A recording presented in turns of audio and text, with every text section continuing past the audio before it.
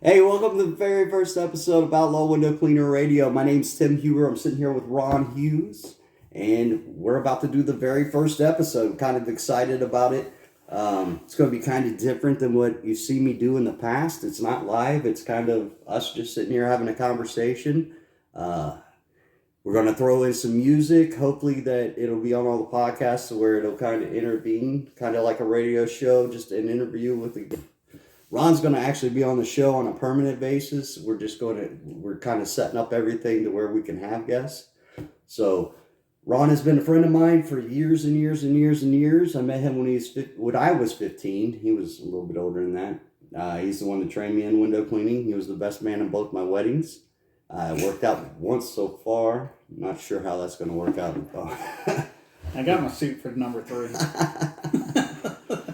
But with that in mind, let's go ahead and get an introduction to you, what you've done in the window cleaning industry, how you got into it, because to be honest with you, the guy's actually amazing at building and tinkering, so he could probably make a living doing that, but he chose window cleaning. What is your history and when did you start? I started full-time in 1990. I was kind of part-time before that a little bit, but full-time in 1990. I don't know. I just got into it, and I was doing home improvements, and economy tanked back in the 80s, and I was just looking for something to get into that would just tide me over until the economy picked back up, and I could charge somebody like $80,000 for a kitchen again. The economy, I don't know. But the deeper I got into window cleaning, the more I liked it. The more I seen potential for it, the more I seen growth-wise. My mentor was my brother-in-law, Dave Love. He officially brought me on board, kind of taught me what I know. He said, you could never make an honest living at this for, I shouldn't say honest living, it was more of a, he said I'd never be able to afford to buy a house. Right. Well, he was living in a house at the time, though, right? Yeah. He'd already bought a house. Already bought a house. Yeah. I think he had always envisioned me just part-time. Yeah. And before long, we was I was 8 guys. We were pretty big at the time. I started off with the skinny kid down the street from me. I mean, he was still in high school. I get so bored waiting for restaurants and stuff to open up in Columbus or through their lunch rush that I'd drive all the way home from Columbus to Millersport, have lunch, pick up this skinny little kid, go back and do 2 or 3 little small restaurants in between lunchtime and dinner time, and then we drive back home. Never thought it would amount to anything. I literally moved away. Left the skinny kid behind. Yeah. He found me. I thought I was in the witness protection program, but he found me. And, we was on and off doing windows for years, and it just kept growing and growing and growing, and before long, it just got, more of a monster than what we ever realized it would become. Well, I mean, especially, the commercial route work was, that's a whole different monster compared to what we're doing now. Oh, yeah. I mean, that was where you have to show up on time. If you don't show up on time every week, that manager, they got to micromanage people, and why not the window cleaner or the carpet cleaner or whatever. So, that's more of we kind of got a gravy now. Yeah. You know what I mean? Compared to back in the day. Back in the day, a $300 day. Think about it. Oh, Lord. We pretty much had to call the squad to bring us home. Our first $300 day was on a whim, because we were heading home so close to $300, and there's a $45 stop we could do. And I was cocky. He goes, let's go back. We can turn around and go do it. I said, yeah, let's do it. And he did it. He turned around. So we did it. That was our very first $300 day. And now, you wouldn't get out of bed for a $300 day now. You know what I mean? It's not even pointless. It's pointless to do that now. Yeah. And we work our asses off 8 to 10 hours a day for $300. Well, back then it was 50 cents a side. Yeah. Well, it's still there. To this day, that's why I don't bid and heat. Oh, really? Central window cleaning, fish window cleaning. They've torn up the town. Yeah. You'd have to hustle. I'd start at a store at 5:30, 6 o'clock in the morning, work till 6 o'clock at night. just barely make $200-300 a day. Well, that was, I mean, it's different back then, though. I mean, it's not the same. I mean, you had kids growing up back then. You were dealing, his daughter had cancer at the time. He was dealing with that, trying to get back and forth to hospitals and, dealing with the rest of the family issues. So, I mean, it was a big monster compared to what you're dealing with now, the weight you had on your shoulders. I mean, at one time we had, 6 adults and 13 kids living in one house, and I supported everybody. I mean, your core business at the time was Blockbuster Video, Fashion Bugs, the Big Fashion Bears. Bug, things that aren't in business anymore. You know what I mean? Gone. But I mean, Ron always said, even when I came into working with him, he always said that every 7 years you're gonna lose a client, but you're gonna gain a client. And he always had it right with commercial too. When you start out in the commercial window cleaning business, it's going to take a year to build up a living. I mean, it'll take a full year to build up that living to where you can sustain yourself just in the window cleaning. I want to get into, there's a part of Ron's journey into window cleaning we're going to get into on this first episode of the show, and that's going to be some of the things he had to deal with that almost killed him. Oh. Almost killed him. But I mean, going into, the beginning of season, I mean, we start hustling in 2 weeks. I mean, we're already working, but I mean, it's full time 2 weeks from now. Non-stop. Yeah. Most important things going into it is going to be safety. So. See, I thought that you brought the cameras around, to be honest with you. Because every year that ends in 3, 23 coming up right around the corner, every year that ends in 3 since I began window cleaning, a life-changing event has happened. Yeah. And and it's every 10 years for you. It really is. And 93, that's when Amanda had cancer. Yeah. Oh, I want to talk about 2003 yet. We're going to do that after. We're going to actually take a break from this thing here in a second, and I'll tell you why. Well, 2003, you know what happened. Yeah, the thing we're going to talk about happened in 2003. Then 2013, Wow. I had the guy that he mistook his brake pedal for his gas pedal, and he came flying out in front of me. And was that long ago? That was 2013. Holy shit. And even though I had a seatbelt on, by the time I T-boned him, I came around, smacked the steering wheel, tore every tendon that I had in my right arm, my squeegee arm. My arm, I couldn't even lift it up. It was just dangling. So that was in 13. So what's going to happen next year? I don't know. You find it transitioning next year? What's interesting is I paid my final expenses, so just in case it gets that bad. Yeah, I wouldn't make that public to the kids. I left everything to the dogs, so it doesn't matter. Made society, I wouldn't tell that to them either. Yeah. Well, yeah. All right, so I want to talk about 2003, obviously. That's the whole premise. That's what I wanted to focus on as far as the first episode. But I want to go back to your beginnings in the business. So you were with Dave from 90 to, 97? Yeah, pretty close to that. 97. So 97, you don't understand the difficulties. Ron is a very, very, very loyal guy. We were working for his brother-in-law. And me, his kid, and Chase at the time, I believe. Ginger, I believe, his wife. We were all like pro clean. Josh. Pro clean. We want to do this pro clean thing. We don't want to work for Dave anymore. Because as subcontractors we were working the subs off him at the time. I mean, obviously we want to make more money.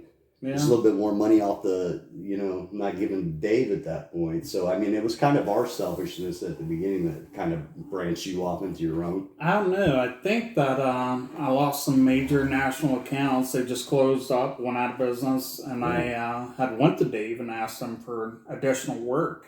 And seeing that I was out there bidding nonstop and just building up a massive route. And he was more loyal to Jim. And oh man, that's a blast from the past. That's a blast from the past. And Jim was going through a divorce, and he wasn't getting to a lot of his work. And I was more of a. But was he a witness? No, he was an old Arby's manager. That's right. That's right. And he wasn't getting to all of his work. I was getting a lot of complaints out on the route, work that I had bid on and actually gave to him. And, his divorce was really messy. And I asked Dave if I could step in and just cover it until Jim could get back up and running. Right. And Dave said, no, I don't think so. I'm like, dude, I got a wife, 5 kids. I said, I'm going to be outbidding. It's just I lost these few national chains, like boom, boom, boom. What did we lose? What was lost then? Blockbusters. Gone. That was that. Yeah, because they got through to Amanda. Yeah, that was right after. Yeah. Fashion Bugs wasn't that far behind. Yeah. The Big Bears. Yeah.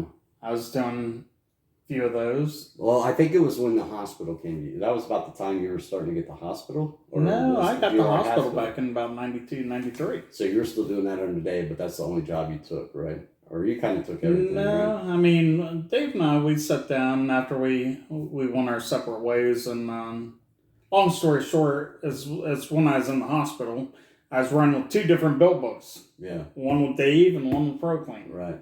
And, I had 2 teenage boys. I was out driving my brand new nice truck around. And 97 Dodge.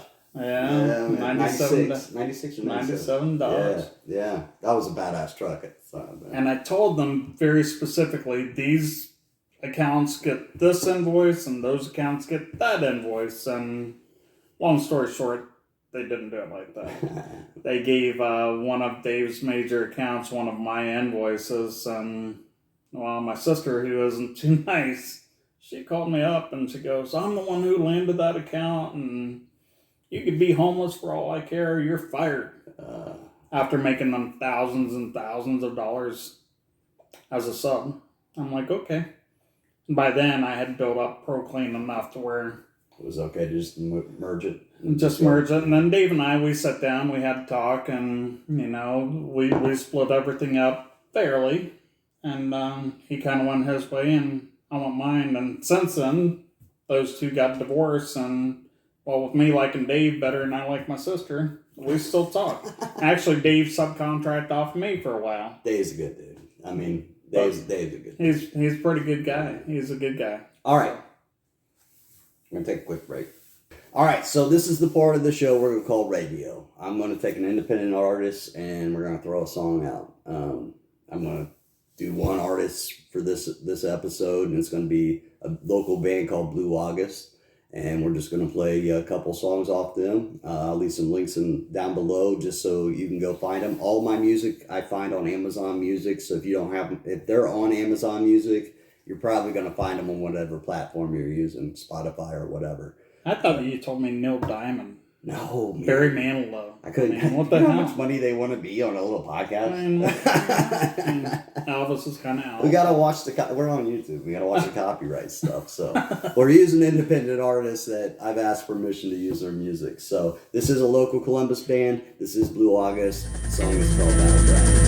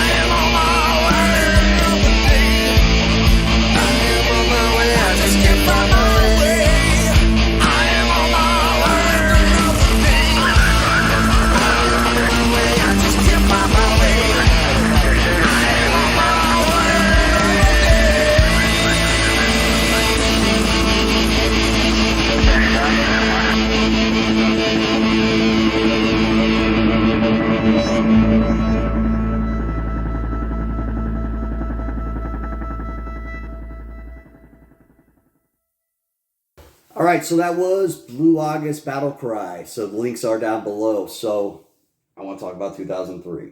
2003 was a difficult year for him. We are heading into season. This was before you really got into residential and you were doing a big college, which is a big pit commercial project.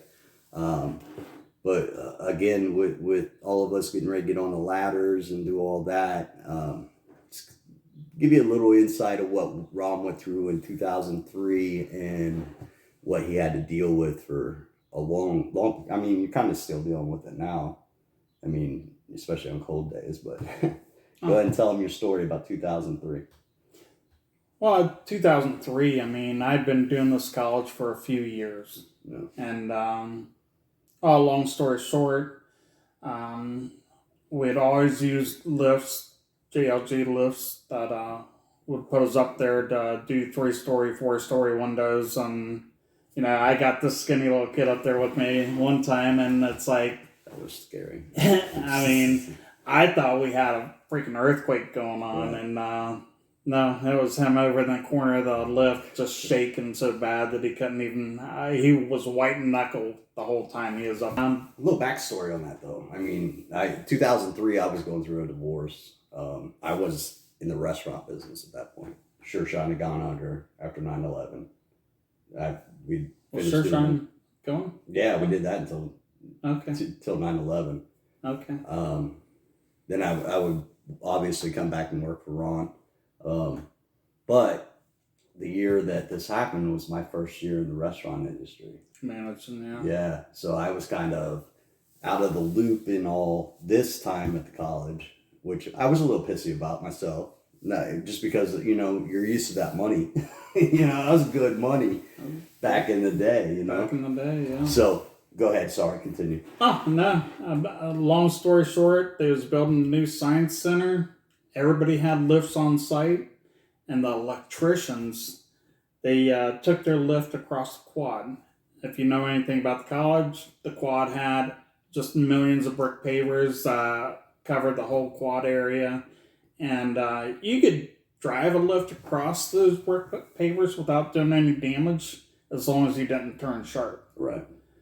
This dude, he turned sharp and he peeled them pavers up like butter, and I mean, like $20,000-$30,000 worth of damage. Right. Well, the president of the university got upset. He took everybody's lift away. Well, for the years prior to me doing that college, there was always a problem with bees. There was an older building built in like 1840, 1850, so the window ledges was like super deep, and you never knew where the bees was until you basically was face to face with them. But on the lift, you basically had room to run. Right. You had room for cans of spray. You had just room to maneuver. Well, when the president took the lifts away, I started laddering. And I was on the site by myself. This was a lot of old school windows to be laddering. This is no joke. No, I mean, it was 3.5, 4 stories up. And the football team was down over the hill practicing. I was the only one on site. Just trying to get it done the best I could. And, well, I got up there and a bunch of bees got in my face.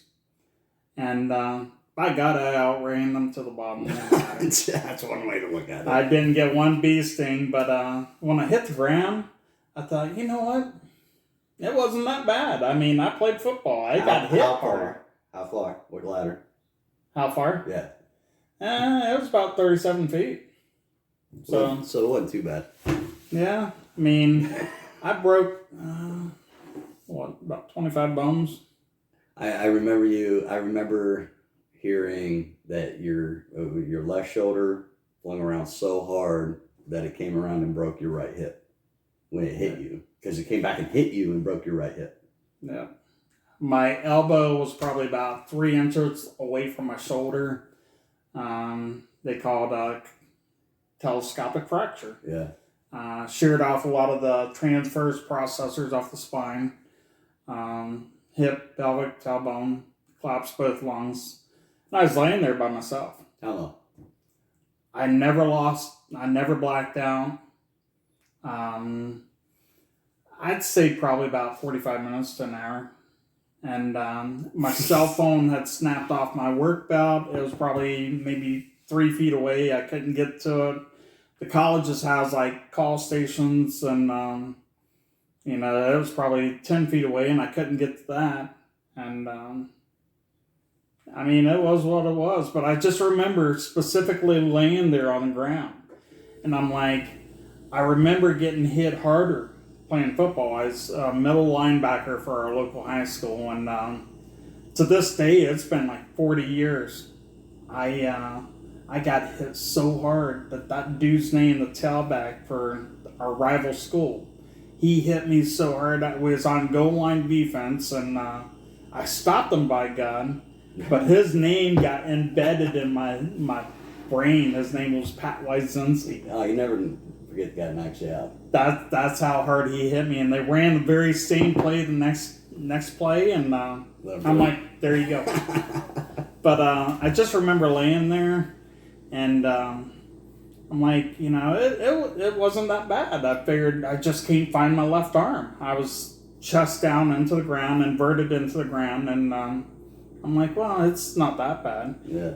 But having both lungs collapsed, I was just waiting and waiting and waiting. I screamed as much as I could to try to get somebody's attention. And finally, the professor that walked by, he was walking his dog on the campus. He walked up and he kicked me. That's awesome. I'm like, what the hell? He kicked me. He's like, get out of here, you drunk? I'm like, dude, I'm not drunk. He goes, was you up there?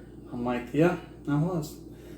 Even though my cell phone was there, the call station was there, this poor 70-year-old professor ran clear across the campus to get security. And they came and Still got can't me. breathe. And it was pretty bad, but I remember hearing the squad coming up the hill. It was Leaving.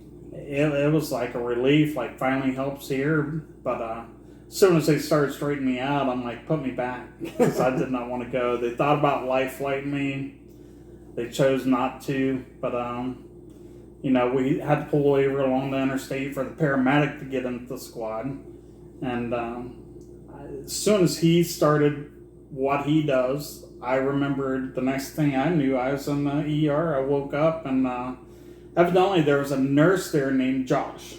No, And, he was giving me some pretty good stuff. And by then, my family had showed up, my wife and kids. They had just told her that I had sprained an arm, or they didn't want to lead on to how bad it really was. Yeah. And it was, it was pretty traumatic for my family. So after the fall, how long did it take you to build back up?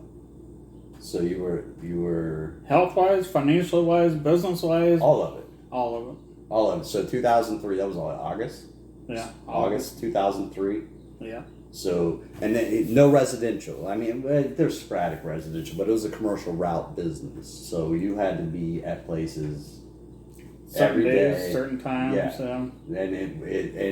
And managers back in the day would set their watches to this guy. If he's not there, they're calling to see why he's 5 minutes late. That's how you were known. Everybody referred to me as Johnny on the spot, because I ran my route tight.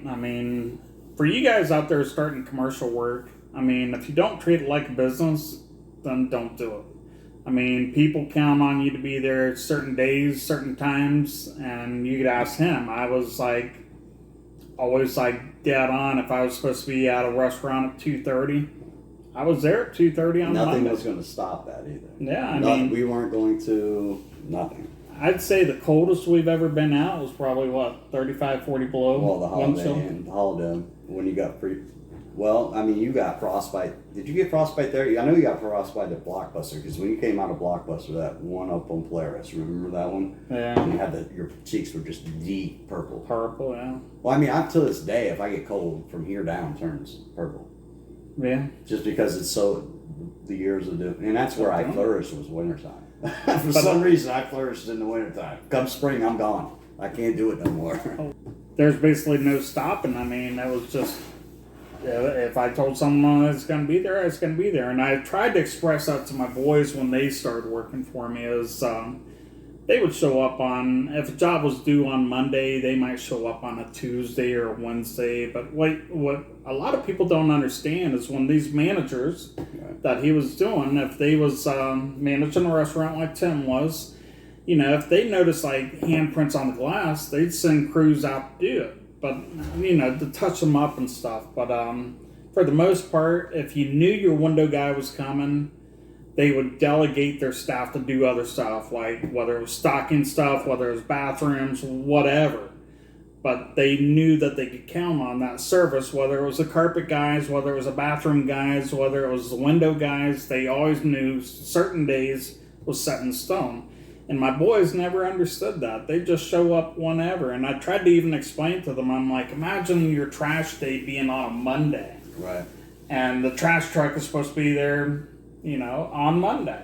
And you set all your trash out on the street, and Speaking of which, I gotta do my trash tonight. no one shows up. And dogs get into it, and it scatters all over the neighborhood. And Tuesday and Wednesday, it's still sitting there. And Thursday, maybe somebody shows up. And, well, that's how my boys was. And I'm like, you can't do that. You have to be there on the day. If you're going to be in commercial, that's what you have to do. If you're in residential, you have to be pretty good at communicating with homeowners and stuff, kind of like Leo. Yeah. But So August 2003 in a coma, 3.5 days, 3 weeks in the hospital. When did you touch a window again? I'd say one of my better customers, Phil Clark. Yeah. Clark Motor Company. He his daughter was getting married, and I'd say it was 6 weeks after I had gotten home from the hospital. He called me up and he goes, Ron, we're having a wedding and a reception at my house. He goes, and I really want the windows. The condo on the golf course? No, this was the house over by Hanover. Gotcha. Just a small one-story ranch, no ladders or anything like that. And I just graduated from my wheelchair to the Hemi walker, and I was kind of half Hemi walker, half cane. And he had called me up, and I'm like, well, I gotta go. I ain't got nothing else to do. I gotta go. So I went there, and I remember going up to the very first window after not doing it for about 9.5, 10 weeks, and I'm like, holy cow, I wonder if I still remember how. But I had a race skip. We haven't done it for a while. I just remember walking up to the house and or rolling up to the house, and I lean my crutches up against the house, and I do a window, get back on my crutches, and hobble over to the next window, and he pulls up, and he looks at me, and he goes, what are you doing? I'm like, well, Phil, I said, you want your house done? I said, I'm here doing your house. He goes, give me that squeegee. So he starts doing his own house, and he actually paid me still the full. So after that house, when did you get back on the routes, the commercial routes? Were kids still taking care of it? Chuck still stealing checks? Kids was still taking care of most of it, but I'd say one of the smarter things that I did at that time, right before I fell, is I hired my oldest son Chase's ex-girlfriend, Crystal. Oh yeah, God, I forgot about Crystal. You forgot about her. Yeah, that was a long time ago. She grew up on a farm. Yeah. So she had this work ethic that you couldn't even imagine. Yeah. But at the time, she was going to college. I forget what she was going in for, but she vowed. Was she trying to be a firefighter or something? No, she's getting into some kind of IT stuff. But I remember she vowed that she would never leave me until I was physically able to do the work. So it was funny because she was running some small routes herself, and the boys was doing routes themselves, and they would always make her drive the furthest and go the furthest away. And that's always the game, though.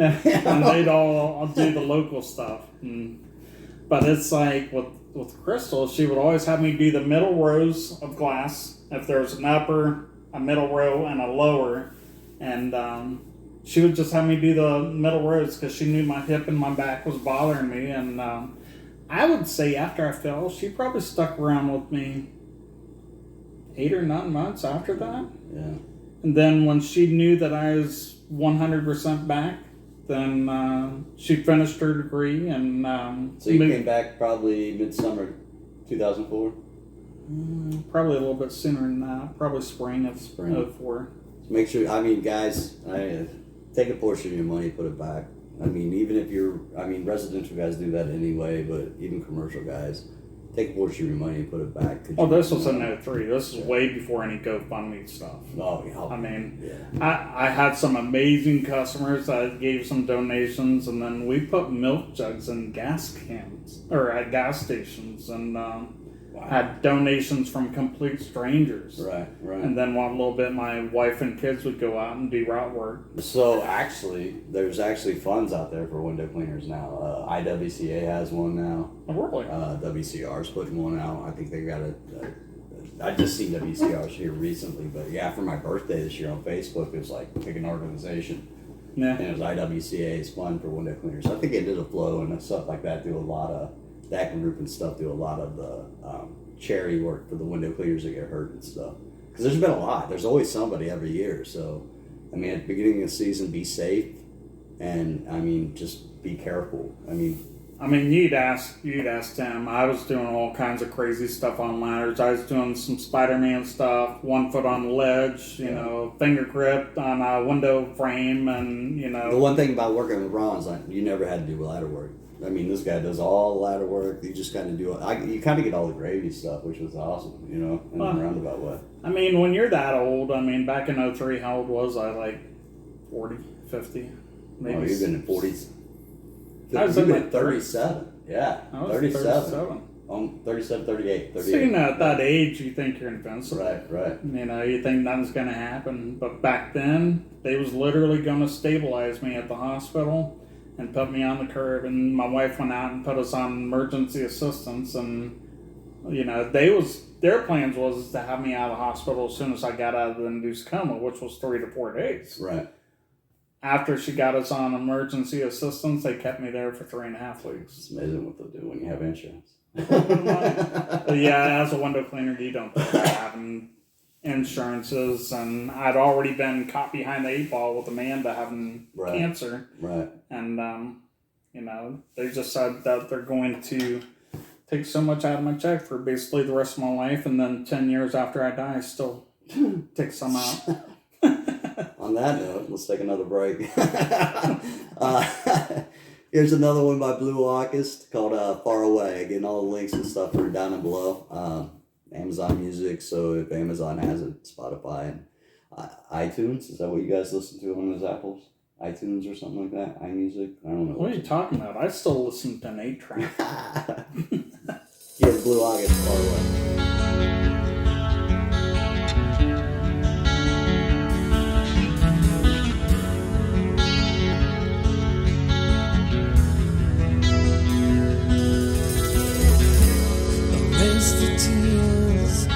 That fall from my eyes, counting bridges that separate our lives, but knowing my intentions are so hard to say goodbye.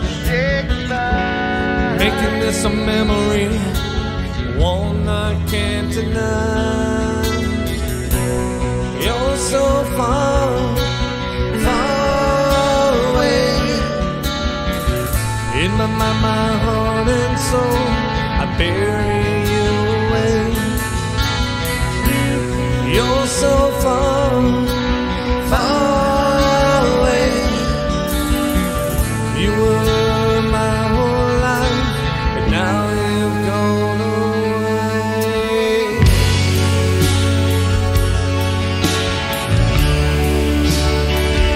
You've gone away. Oh.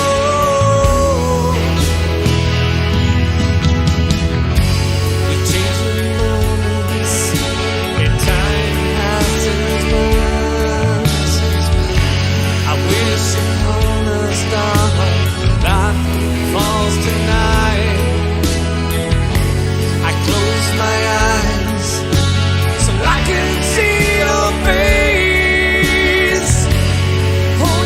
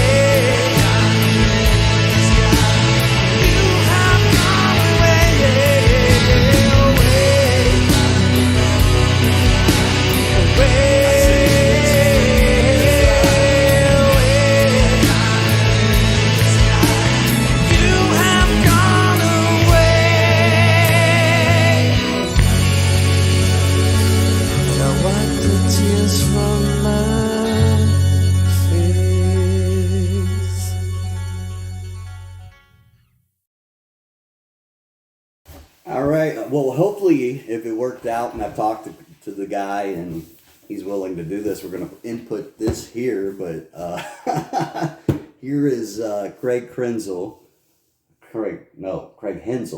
Here is Craig Hensel with a tool review for you guys. Take it away, Craig. Hey there, window cleaners. I'm Craig. And I'm Grace. I'm a third-generation window cleaner. Our family business, Lakewood Window Cleaning, has been around since 1935. I have been in the field for 41 years. This year is my 42nd year. I have over 25 years of that time spent with water fed and water filtration. I have been through it all. I'm a fourth generation window cleaner. This is my 5th year in the field. I worked part-time cleaning windows while I was completing my business degree in general business, and then I started full-time and I handle office work as well as field work. And you still teach ballet, don't you? And I still teach ballet, yes.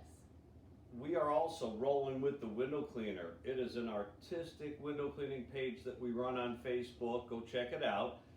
We do a lot of modifications and advancements. We do have a YouTube page as well. Grace can tell you a little bit about that later on. But in the rolling with the window cleaner, we like to go out, meet other window cleaners, and do brunches every now and then. We just started doing window cleaning clinics. We didn't charge any money for this, and we even got some of the brand names in the industry and our main supplier, WCR, who we work for as well. We got them to throw down some hoodies and a few things and put together some really nice swag bags. So there was no cost to this clinic, and we are looking to do these in the future, and that is rolling with the window cleaner on Facebook. And we do a lot of fun stuff. We take old school BOABs and we modify them to a new school way of life and attitude, a culture. We modify brushes, basic brushes, add jets. We'll show you how to do that in the future.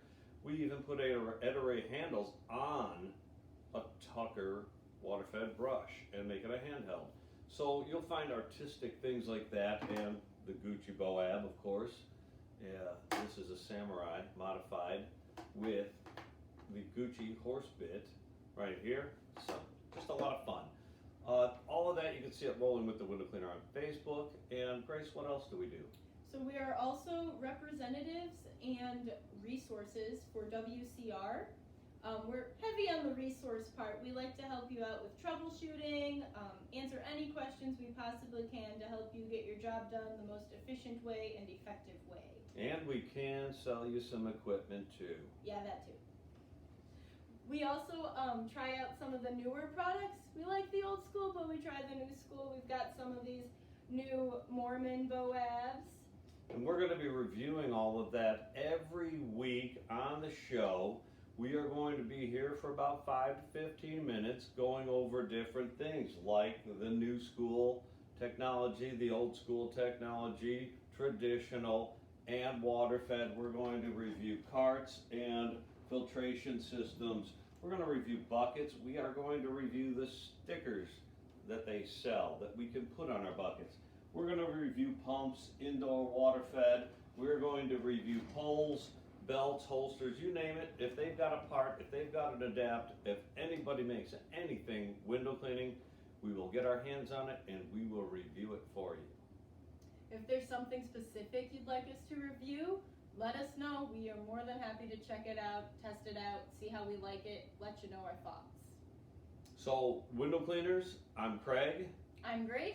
And we are Lakewood Window Cleaning. We are Window Cleaning Resource Sales Representatives and Resources. And we are rolling with the window cleaner. Come check us out every week on this show. And let's get back to having some fun. Tim, what's going on? Oh, Lord. Hey, he did make a point. Sorry, Craig Hensel was a high state quarterback. Craig Hensel is our WCR rep, so I apologize. Krenzel was a good guy. Sorry, Craig. Hey, Krenzel was a good guy. What was he, like a brain surgeon or something? And he ended up playing football for the Bears? Dude would go in head first as a brain surgeon. The Rose Bowl. Yeah, he did. Yeah. Did he? Was that when they were doing 2 quarterbacks or no? Yeah, that was with Jermaine. Stanley no, that Ja- was Jam. Was Jermaine. that Jermaine? Yeah, yeah. Stanley I think Johnson? Krenzel did it on his own that day. Yeah, No, they had him back and forth. but I think that was Jermaine, not Krenzel. I don't know. But here's another one by Blue August called Promises.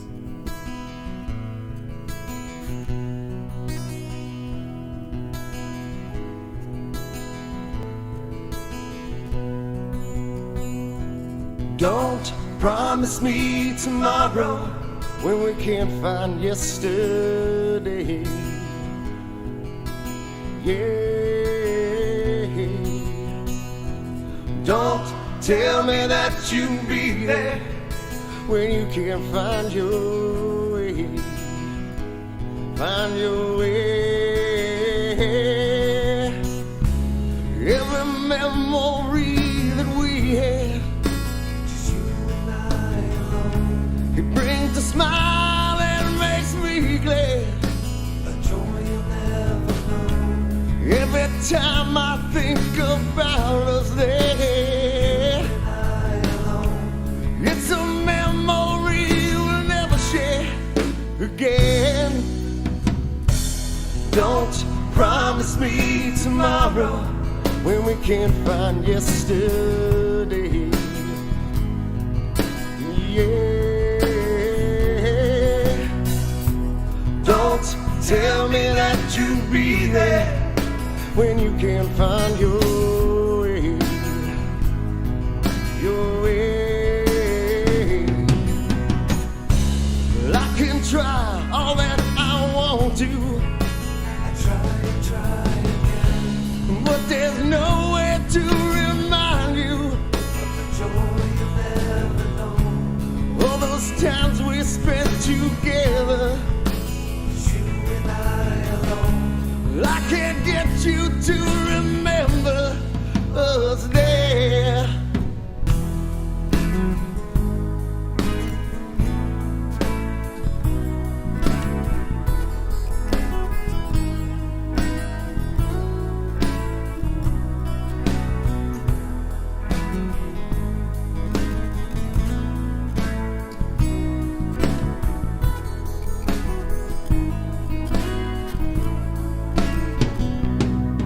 Well, I can try all that I want to. I try again. But there's no way to remind you of the joy you'll never know. All those times we spent together, just you and I alone. Well, I can't get you to remember us there. Don't promise me tomorrow when we can't find yesterday. Yeah. Don't tell me that you'll be there when you can't find your way. Find your way.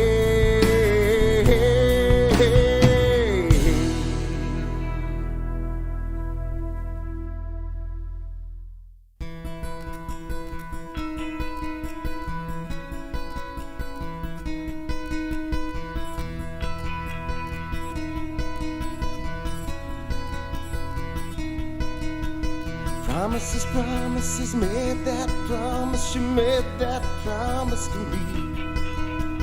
Promises, promises, made that promise, you made that promise to me. Promises, promises, made that promise, you made that promise to me. Promises, promises, made that promise, you made that promise to me. Said you'll be there.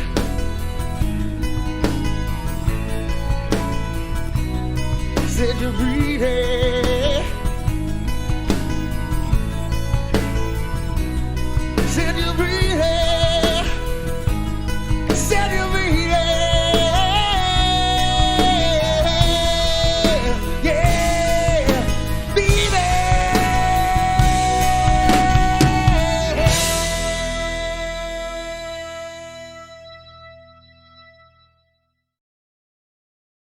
All right, so it's the last segment of the show.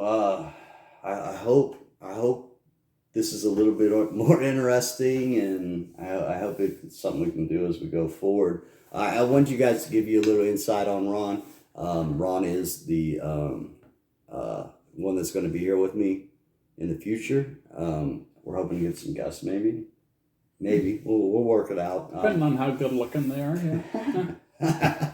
I don't know if this is probably, like I said, this is our first episode ever, so we're probably going to be changing things around as we go forward and figuring this out on our, he's not technology savvy. Like I say, I'm so 8-track. So I got my big boom box. it'll be one of them things that we'll figure out as we go, I guess.